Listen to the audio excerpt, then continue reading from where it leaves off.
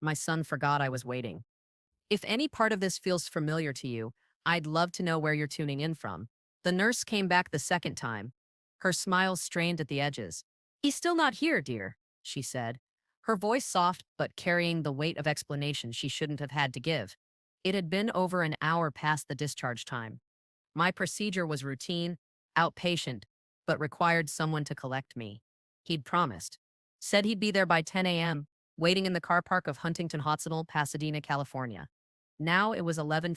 I sat in the designated waiting area, a small beige room with generic landscape paintings, feeling the dull ache from the surgery begin to assert itself.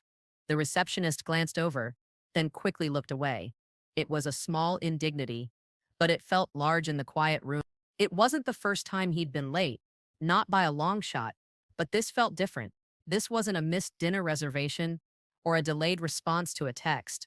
This was leaving his mother fresh from a hospital bed, stranded. I clutched the plastic bag containing my meager belongings. I hadn't brought my phone inside, relying on the hospital's internal communication to let him know I was ready. That had been my mistake, a foolish assumption of reliability where perhaps none should have been made. The nurse offered to let me use the hospital phone. I called his mobile number. It went to voicemail.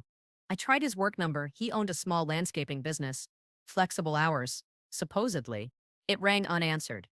The dull ache spread from my body to my chest. It wasn't just the physical discomfort. It was the cold wash of realization settling over me. He hadn't just been delayed. He had forgotten. Entirely.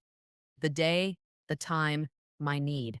It had slipped his mind, relegated to the back burner of his undoubtedly busy life until it had vanished completely. The thought was a hard, sharp stone dropping into a still pond. I looked around the waiting area again.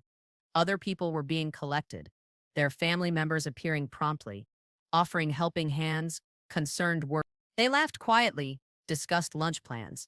I watched them, a quiet observer of a different reality. My reality was the beige walls, the ticking clock on the wall, the growing certainty that I was alone in this. The nurse offered water, a kind gesture that only highlighted my predicament. I declined, my throat tight. There was nowhere to go. No one else, immediately available. My husband was gone. My friends were older, some not driving, others out of town. It had to be him. He was family. He was my son. I finally asked the nurse for a taxi service number. She hesitated, then gave me a card. Paying for a taxi felt like adding insult to injury. It wasn't about the money. Not really. It was about the principle. He was supposed to be here. It was his responsibility, one he had accepted, and he had failed. As I waited outside the hospital entrance for the taxi, the afternoon sun felt too bright, too cheerful. Cars pulled up, people got in, drove away.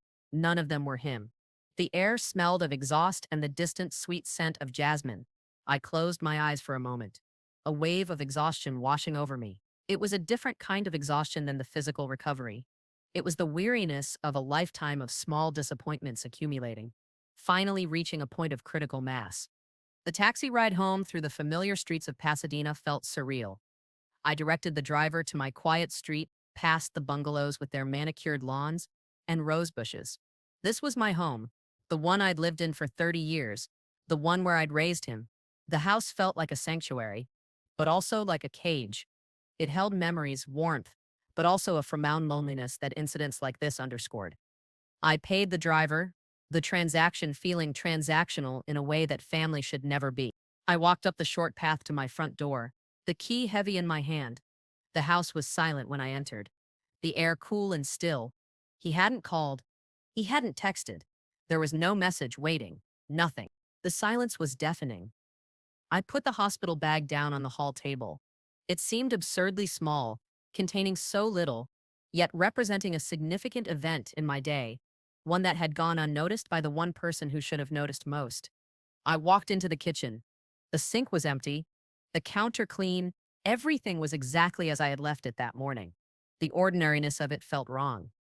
My body ached, a constant thrum beneath the surface of my skin. I needed to rest, to take the medication I'd been given.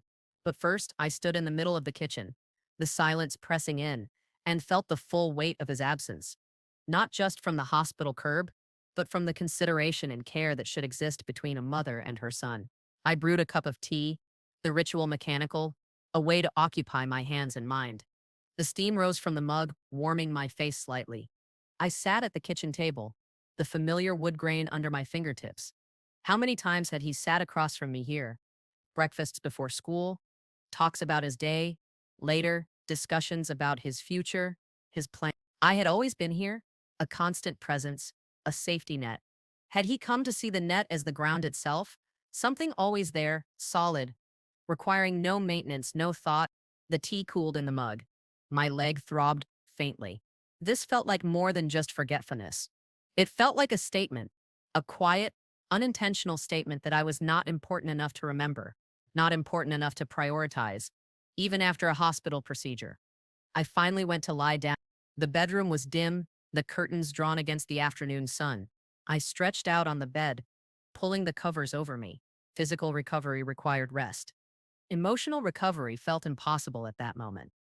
I thought about the years, the sacrifices, the late nights, the early mornings, the worrying, the providing. It felt like a ledger in my mind, heavily unbalanced. I had poured so much into him, into his well-being, his future, and for what? To be left waiting on a hospital curb? The thought was bitter, sharper than any physical pain. It settled deep within me, cold and heavy. I closed my eyes, but sleep wouldn't come. My mind replayed the nurse's kind, apologetic face, the empty parking spot, the silent phone. Later that evening, he finally called. His voice was cheerful, oblivious. "Hey, Mom, everything okay?" he asked, as if it were just a regular call. He didn't ask about the hospital. He didn't mention picking me up. He asked if I could do him a favor, something about forwarding mail from my address to his new place. I listened. My response automatic, detached. I didn't mention the hospital. The words caught in my throat. Part of me wanted to scream, to demand an explanation, to unleash the pain and anger building inside, but I couldn't. The habit of quiet forbearance was too strong. Or perhaps the fear of hearing a casual, tossed-off apology that diminished the experience even further held me back. He talked for a few more minutes about his business, a client, something unrelated. He sounded busy, important. I offered short, non-committal replies. The conversation felt like a performance, two actors reading lines from different scripts. He was in his world, where hospital pickups were minor details easily overlooked. I was in mine, where being forgotten on a day I needed support felt monumental. He ended the call with a hurried, "Okay, Mom, gotta run. Talk soon." And then the line was dead. I held the phone for a moment in the silent house. He still didn't know. Or maybe he did, and just wasn't going to acknowledge it. That possibility was worse. It suggested not just forgetfulness, but a deliberate erasure of my experience. The silence stretched out again. Heavier this time. The rent for his apartment was due in a few days. I paid it automatically every month. The automatic payment for his rent was scheduled for the first of the month. That was 3 days away. He lived in an apartment complex across town, in Glendale. He'd moved there 2 years ago, saying he needed his own space, needed to be closer to his business. The rent was high for the area, but he'd convinced me he couldn't manage it alone yet. It was supposed to be temporary, a leg up. It had become a standing arrangement. Every month, without fail, a significant portion of my modest retirement income left my account and went directly to his landlord. I'd cut back on my own expenses, delayed repairs on the house, skipped little luxuries because he needed it. Because that's what mothers did. I walked into the small home office, really just a desk in the corner of the spare bedroom. My laptop sat closed on the surface. Opening it felt like crossing a threshold. My finances were neatly organized in spreadsheets and online accounts. I logged into my bank's website. The interface was familiar, comforting in its orderliness. I navigated to the scheduled payments section. There it is, monthly transfer to Glendale Property Management. The amount stared back at me. It represented days of work, years of saving. It represented my security, my future. It represented a burden I had willingly taken on, out of love, out of a desire to see him succeed. My finger hovered over the option to cancel the scheduled payment. It felt like a radical act, a betrayal of my own principles, of the unwritten rules of motherhood that were etched into my being. Mothers provided, mothers sacrificed, mothers were there. But what about sons? What were their obligations? Was there a reciprocal ledger? The ache in my leg was a dull reminder of my physical vulnerability. His phone call, earlier, a sharp reminder of my emotional vulnerability. He needed the rent paid to keep a roof over his head. I had needed a ride home from the hospital, a feel safe and cared for. One need had been met, reliably. The other had been utterly neglected by him. The air in the room felt thick, suddenly difficult to breathe. I thought about the lease agreement. Had I signed it? No, just him. But the payments came from my account. Was there any formal agreement between us about the payments? No, just a verbal understanding, a promise of repayment that had faded into the background over time. It was just mom helping out, just the way things were. And that was the problem. It had become the expected, the assumed, like the air he breathed, like the ground beneath his feet. Constant, necessary, invisible. I clicked the cancel button. The website prompted me to confirm. Are you sure you want to cancel this recurring payment? It asked. I typed yes. The confirmation screen appeared, stark and final. The scheduled payment was canceled. A small, almost imperceptible tremor went through my hand. It was done. The money would stay in my account. It felt like taking a breath I hadn't realized I'd been holding for years. There was no sudden rush of triumph, only a quiet, resolute stillness. It wasn't revenge, not really. It felt more like restoring a balance. A cold, hard balance. He forgot to pick me up from the hospital. I forgot to pay his rent. The symmetry was stark. I closed the laptop. The room felt the same, smelled the same. The only difference was a line on a bank statement, an absent entry in a financial ledger, but it felt like I had shifted the ground beneath my own feet. The unwritten rules had been broken.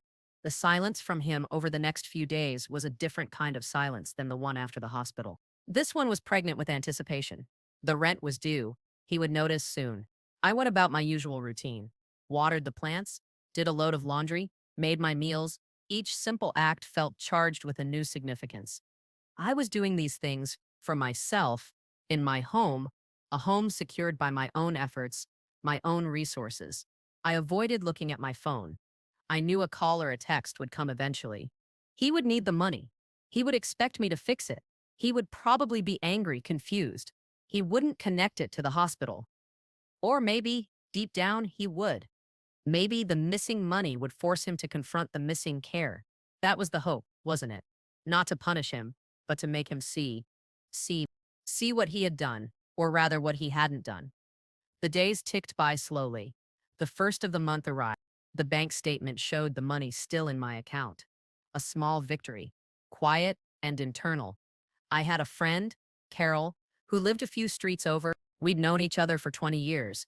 Her husband had passed away around the same time mine had. We often walked together in Lacey Park, shared coffee, talked about our lives. I hadn't told her about the hospital incident. It felt too humiliating. But now, with the rent decision made, I felt a need to confide in someone. I called her and suggested coffee. We met at our usual spot, a small cafe on Lake Avenue. The clatter of cups and quiet conversations of others provided a strange sort of privacy. I told her everything. The hospital, the wait, the silent phone, his oblivious call, the decision about the rent. I spoke slowly, carefully, keeping my voice low, trying to maintain the emotional restraint that was my default. But as I spoke the words aloud, hearing them articulated outside the confines of my own head, their weight felt heavier. Carol listened without interruption, her expression one of quiet concern. She didn't offer platitudes or easy answers. When I finished, she simply reached across the small table and took my hand. Her grip was firm, reassuring. That's a lot, Sarah, she said, finally, using my name, grounding the conversation in the personal, leaving you there. And the rent. She didn't need to finish the sentence. She understood the unspoken agreement, the years of support, the imbalance. Are you okay? She asked, her gaze steady. It was a simple question, but it cut through everything. Was I okay? Physically, yes. Mostly recovered. Emotionally, that was more complex. I wasn't okay with being forgotten. I wasn't okay with being taken for granted, but I felt a fragile new strength, a sense of having finally drawn a boundary. I admitted to her the fear I felt. Fear of his reaction, fear of the potential fallout, fear of the damage this might do to our relationship, already strained in ways I hadn't fully acknowledged until now. It feels final, I said, choosing the word carefully, like I've crossed a line for both of us. Carol squeezed my hand again. Sometimes, Sarah, she said softly, lines need to be crossed for your own sake. You've given him so much for so long. It's not selfish to need him to show up in ways that matter. Her validation was like a lifeline. She didn't call it revenge. She called it needing him to show up. That reframing resonated deeply. She talked a little about her own experiences after her husband passed, the unexpected ways her own children had sometimes failed to understand her needs despite their love. It was a different situation, but the underlying theme of the generational disconnect, the children wrapped up in their own lives, sometimes failing to see their parents as individuals with their own vulnerabilities, felt achingly familiar.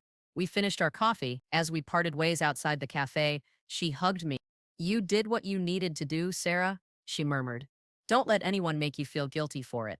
Her words fortified me for the confrontation I knew was coming. The first sign came late that afternoon. A text message, not from him, from his landlord. It was brief, polite.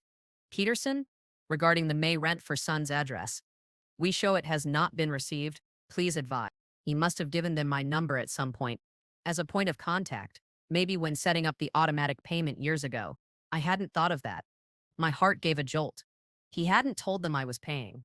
He had kept that detail private, perhaps a quiet source of shame for him, or simply irrelevant information from his perspective. But now, it meant the landlord was contacting me, assuming I was responsible. I read the text several times. It felt like another layer of invisibility. Even the landlord saw me only in relation to my son's needs, as the payment source, not as an independent person. I didn't respond immediately. I needed time to think. The text was a direct consequence of my action, the ripple effect beginning. It wasn't just between him and me anymore. There was a third party involved, albeit a passive one. The tension ratcheted up several notches. He still hadn't contacted me. Had the landlord contacted him first? Had he ignored them? Or was he waiting, expecting me to just fix it without him having to ask? The waiting was the hardest part. The silence stretched into the next day. I checked my phone constantly, the screen becoming a window onto my anxiety. Still nothing from him, just the landlord's text, sitting there, a silent accusation. I debated whether to forward it to him to force his hand, but I decided against it. Let him deal with it. Let him face the immediate consequence of the missed payment himself. Let him have to explain to his landlord why the money wasn't there. It was his responsibility now. I started tending to my small garden in the backyard. It was a quiet, meditative task, pulling weeds, turning the soil, planting new seedlings. My hands in the dirt felt grounding. It was a physical activity that yielded tangible results. Unlike the emotional terrain I was navigating, where the results were uncertain and the effort felt exhausting. As I worked, I thought about growth, about roots, about nourishment. What happened when the source of nourishment was withdrawn? Did the plant wither, or did its roots reach deeper, searching for water elsewhere? I hoped, perhaps foolishly, that this action might force him to send his roots down, to stand on his own. Mid-morning, the phone rang. It was him. His voice was tight, agitated. Mom, what's going on with the rent? He demanded, skipping any pleasantries. The landlord just called me, said the payment didn't go through. There was a note of disbelief in his voice, as if this were an impossible scenario. I took a deep breath, the smell of damp earth filling my lungs. The payment didn't go through because I canceled it, I said. My voice calm, level, no anger, no accusation, just a simple statement of fact. The silence on the other end of the line was immediate, stunned. You canceled it, he stammered, the agitation replaced by confusion. Why would you do that? The rent is due today. His tone shifted, a thread of entitlement creeping in. This was my job, wasn't it? To ensure his rent was paid. My stomach tightened, but I held firm. Yes, I canceled it, I repeated. I won't be paying your rent anymore. There was a pause, a longer one this time. I could almost hear his mind scrambling, trying to process this unexpected shift in the established order of things. But you always pay it, he said, stating the obvious, as if that were explanation enough, as if habit equaled obligation. I'm counting on that money, Mom. I don't have it right now. The edge of panic was starting to show. This was not the comfortable conversation he was used to having. This was a crisis, one I had created. I know you were counting on it, I replied, just like I was counting on you to pick me up from the hospital last week. The words hung in the air between us. I hadn't planned to link the two explicitly, but they came out, connected by an invisible thread of hurt and disappointment. Another silence. This one was different. It wasn't confusion or panic. It felt like recognition, a dawning, uncomfortable realization. The hospital? He said finally, his voice quieter. Right, that. I forgot. I got tied up with something. He offered the excuse, thin and inadequate, a flimsy shield against the weight of his neglect. Forgot? I repeated, the word tasting like ash in my mouth. You forgot your mother was being discharged from the hospital and needed a ride home? I let the question hang there, letting the full weight of it settle between us. There was no easy answer, no excuse that could make that okay. I'm sorry, he mumbled, the apology sounding hollow, forced. I really messed up. But Mom, you can't just not pay the rent because of that. I could get evicted. The panic was back, overriding any hint of remorse. His immediate concern was the consequence to himself, not the hurt he had caused. Yes, I can, I said softly, but with absolute certainty. I can, because I need you to understand that my needs matter too. And you haven't been treating them that way. You've been treating me like an ATM or furniture, something that's just there, providing, requiring nothing from you. The raw honesty of my words seemed to shock him into silence again. I hadn't intended to say it quite like that, but the frustration, the years of quiet resentment, had bubbled to the surface. He didn't respond immediately. I could hear him breathing on the other end. It felt like we were standing on a precipice, the landscape of our relationship shifting beneath our feet. This wasn't just about money anymore. It was about respect, about recognition, about the fundamental dynamics of our connection. The silence stretched, thick with unspoken accusations and painful truths. It felt like the end of something, but I wasn't sure what would come next. So what am I supposed to do? He asked, his voice low, stripped of its earlier confidence. I don't have that kind of mun just lying around. He sounded resigned, almost defeated. The usual avenues of quick fixes and Mom's rescue weren't available. This was his problem now. That's for you to figure out, I replied, my voice still steady. You have a business. You have responsibilities. This is one of them. I didn't offer solutions. I didn't soften the blow. For years, I had solved his problems for him. This time, he had to do it himself. He sighed heavily, a sound of frustration that grated on my nerves. This isn't fair, Mom, he said, holding my housing over my head because I forgot something. The entitlement flared again, indignation freighting despair. Fair? I almost laughed. A short, sharp sound, devoid of humor. Is it fair to be left waiting alone after a hospital procedure because your own son couldn't be bothered to remember? Is it fair to sacrifice my own financial security for years while you take it completely for granted? The quiet rage I had suppressed for so long was beginning to surface, not in shouts, but in pointed, irrefutable questions. He didn't have an answer. He fell silent again. I imagined him in his apartment, surrounded by the life I had, in part subsidized. Did he see the connection now? Did he understand that the roof over his head was directly linked to the mother he had neglected? I didn't know. Maybe he couldn't. Maybe his perspective was too narrowly focused on his own immediate crisis. Look, he said, his tone shifting again, attempting to sound reasonable, conciliatory. I said I was sorry about the hospital. It won't happen again. Can't you just pay it this month? I'll figure something out for next month. I promised. The promise felt empty. How many times had I heard variations of that? No, I said. The word was small but firm, an anchor in the storm. My decision is made. You need to handle this. You need to call your landlord. You need to find the money. This is your responsibility. I felt a strange mix of resolve and sorrow. This conversation was painful, damaging, but it felt necessary. It was the consequence he needed to face, the mirror he needed to look into. The silence stretched again. It felt like he was waiting for me to break, to relent, to be the good mother who always rescued him. But that version of the good mother was gone. She had been left on a hospital curb in Pasadena. Finn, he said finally, the word clipped, cold. If that's how you want it, I guess I'll just have to figure it out. His tone was accusatory, making it sound like I was deliberately making his life difficult rather than him facing the natural consequences of his actions and my long overdue boundary.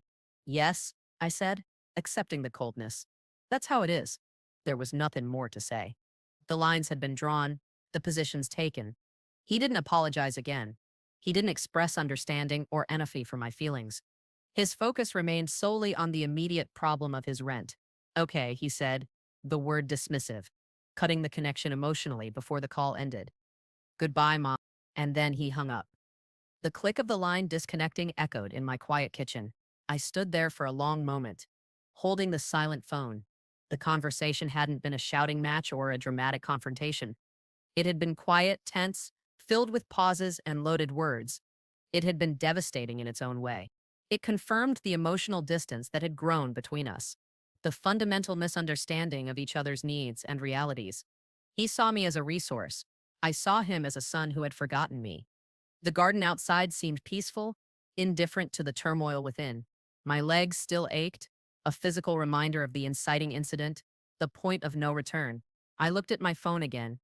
The landlord's text message was still there, a small, stark notification of the unfolding consequences. The next few days would be difficult. The next few days were a quiet war of attrition. He didn't call back. He didn't text to apologize properly or to try and understand my perspective. His silence was a form of protest, a passive-aggressive response to my boundary. I didn't reach out to him either. There was nothing more I needed to say. The ball was in his court now, both literally and figuratively. I wondered what he was doing. Was he scrambling to find the rent money? Was he talking to his landlord? Was he angry? Hurt? Did any part of him feel remorse for leaving me at the hospital? I had no way of knowing. I went for a walk in Lacey Park with Carol. The sun was warm, the air smelled of eucalyptus. We walked in comfortable silence for a while. Then I told her about the call, about his reaction. He didn't even really apologize. Not properly, I said. The unfairness of it still stinging. It was all about the rent, about his problem. Carol nodded, her expression sympathetic. It sounds like he's only seeing his immediate difficulty, Sarah. Not the cause. The cause was forgetting me, I stated. The simple truth heavy, the money is just the symptom. We talked about how difficult it was when your children saw you only through the lens of their own needs. How the roles could become fixed, parent as perpetual provider, child as perpetual recipient, even into adulthood. It was a dynamic many of our generation of women seemed to experience. We had been raised to nurture, to sacrifice, to put others first. And our children, growing up in a different world, seemed to have absorbed that expectation without necessarily internalizing the reciprocal responsibility that came with it. Or perhaps without even realizing the extent of the sacrifice. Carol mentioned that her daughter, who lived in another state, sometimes forgot to call for weeks on end. She's busy, she has her own life, Carol would say, but I knew the ache of that silence. It wasn't about being busy, it was about not prioritizing the connection. My situation felt more acute, more raw, because it involved a direct, tangible act of neglect on a day I was vulnerable, followed by a financial dependency that highlighted the imbalance. We walked past the rose garden, the blooms vibrant and fragrant. They required careful tending, consistent care, to flourish like that. Some relationships were like that too. Back at home, the silence of the house felt different. It wasn't just empty, it felt claimed. It was my space, governed by my rules, reflecting my priorities. I spent some time sorting through old papers, a task I'd been putting off. I found old photos of him as a child, smiling, gap-toothed memories flooded back, reading him stories, teaching him to ride a bike, holding his hand. It was painful to reconcile that child with the man who had forgotten me, on the hospital curb. It was a reminder of the long history, the deep roots of our relationship, and how tangled they had become. I also found old bank statements, records of the rent payments stretching back 2 years. Page after page, the same amount, transferred to the same property management company. It was a physical record of my financial support, a quiet testament to my commitment to his well-being. I looked at the total amount I had paid over those 2 years. It was a significant sum, money I could have used for so many other things. Money I could have saved, invested, used for my own needs. my own future. The realization was stark, almost overwhelming. I hadn't just been helping him out, I had been funding a significant portion of his life at the expense of my own. The documents felt like evidence, evidence of my commitment, but also evidence of his dependence, and implicitly, his failure to become fully independent as planned. I didn't know if I would ever show them to him. Probably not. They weren't for him. They were for me. A clear, undeniable record of the financial reality of our relationship, stripped of emotional excuses and rationalizations. I'd put them away, but not back where they were. I'd put them in a separate folder, labeled simply rent payments. A small, private act of acknowledging the truth of the situation. Another text message came that evening. This time, it was from him, not an apology, not an explanation. Just 3 words: need landlord info. He needed the contact details for the property management company. He didn't have them readily available.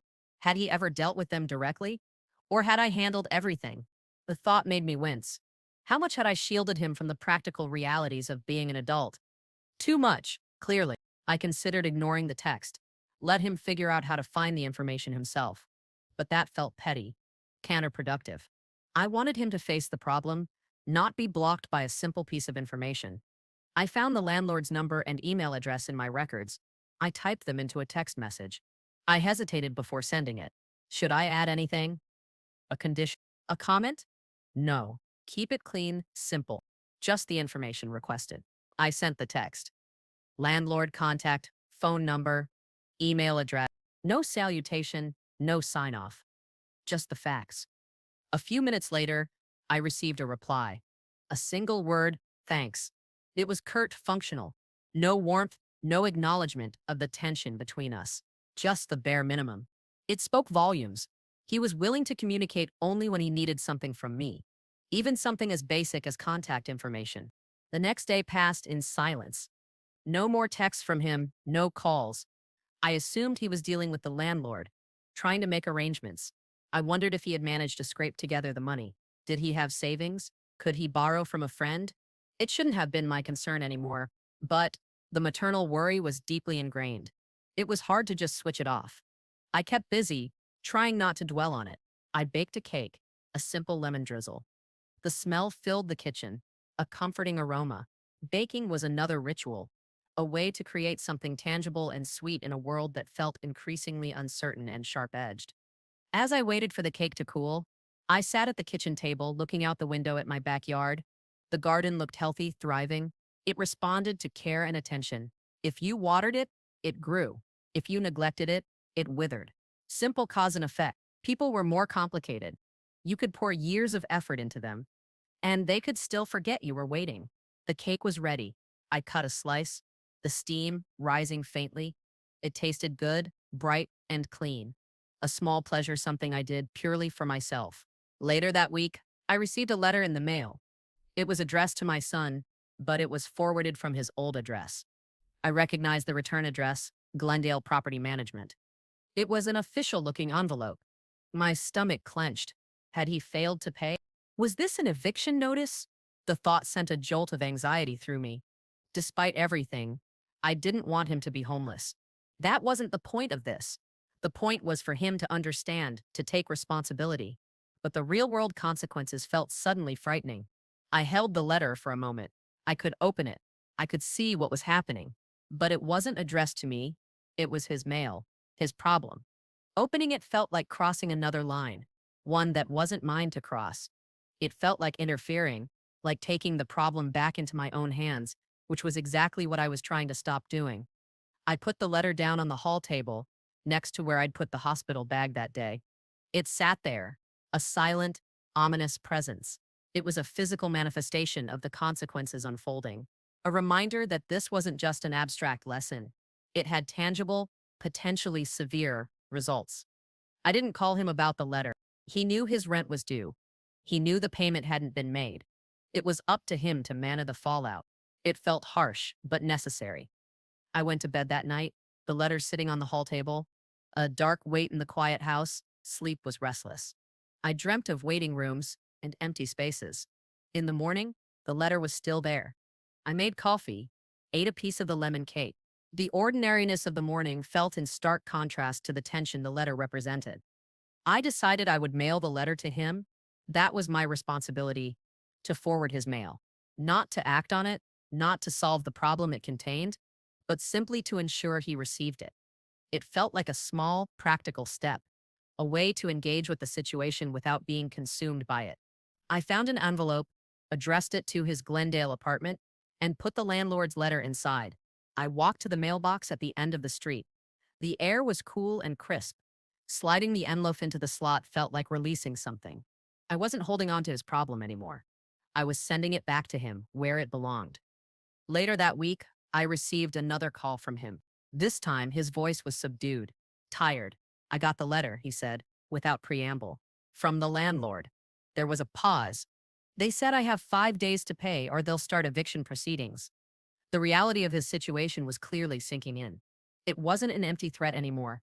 "What are you going to do?" I asked, genuinely curious, but keeping my tone neutral. I wasn't offering help, just asking about his plan. "I don't know," he admitted, the frustration gone, replaced by anxiety. "I've called everyone I know.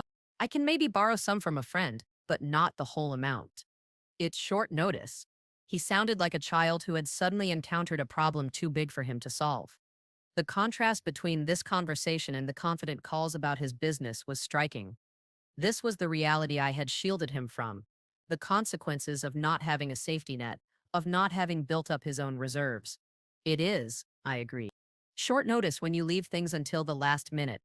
He didn't argue. He knew it was true. "Look, Mom," he said, his voice hesitant. "Is there any way you could just help me out this one time? I swear I'll pay you back. With interest. Whatever you want." The desperation was clear. He was reverting to the old dynamic, the one where Mom fixed everything. It would have been so easy to say yes, to alleviate his distress, to go back to the comfortable, albeit unhealthy, pattern. It felt like the easier path, the less painful one for both of us in the short term. But I knew, deep down, that it would solve nothing.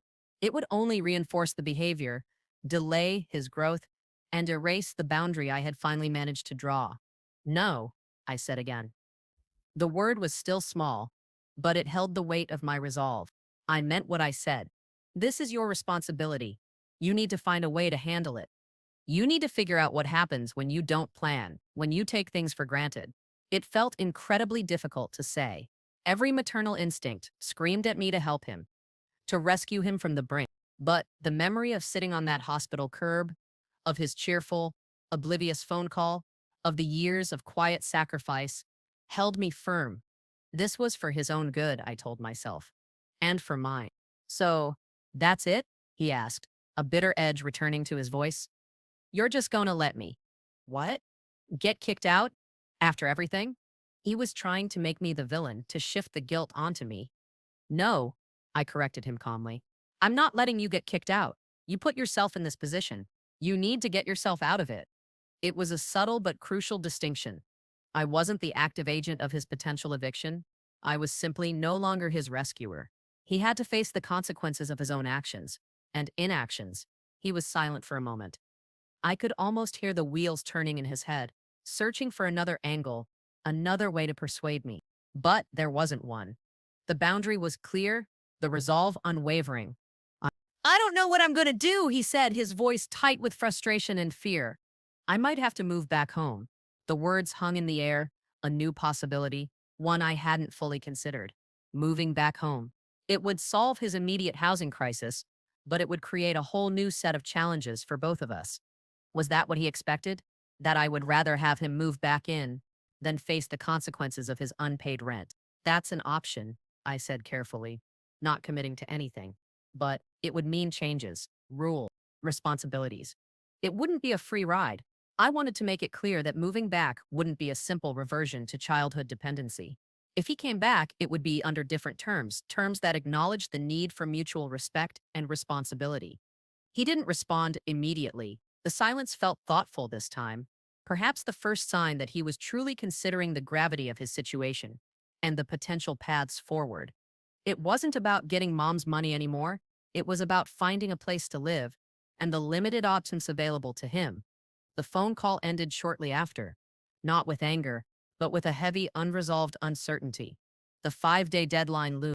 The quiet anxiety in the house intensified over the next few days. I didn't hear from him. I assumed he was either desperately trying to find the money or making arrangements to move. The thought of him potentially moving back in filled me with a complex mix of emotions. Part of me, the mother part, longed for him to be close, safe under my roof. Another part, the part that had been left on the hospital curb, dreaded the potential for renewed conflict and the erosion of my hard-won independence. I walked through the rooms of my house, seeing them with new eyes. My space, my peace. Would it be disrupted? Carol called to check in. I told her about the letter and his mention of moving back. It sounds like he's finally facing the reality of it, she said. It's not easy, but maybe this is the push he needed. Maybe, I replied, the word lacking conviction. But the thought of him moving back, it feels like going backwards for both of us. We talked about the challenges of adult children returning home, the delicate balance of maintaining boundaries while offering support. It reinforced my determination that if he did come back, it would be on my terms, with clear expectations. I spent time in my garden, a place of refuge. The rhythm of tending to the plants was soothing. I pulled weeds with a renewed sense of purpose.